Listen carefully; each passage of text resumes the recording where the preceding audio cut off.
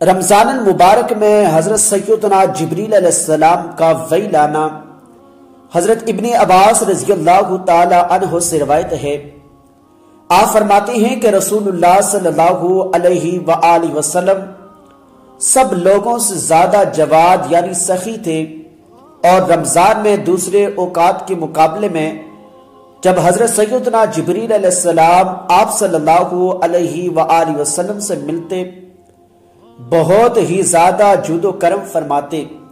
حضرت سیدنا جبریل علیہ السلام رمضان المبارک کی ہر رات میں آپ صلی اللہ علیہ وآلہ وسلم سے ملاقات کرتے اور آپ صلی اللہ علیہ وآلہ وسلم کے ساتھ قرآن پاک کا دور فرماتے۔ الغرض نبی کریم صلی اللہ علیہ وآلہ وسلم لوگوں کو بھلائی پہنچانے میں بارش لانے والی ہوا سے بھی زیادہ جود و کرم فرمایا کرتے تھے۔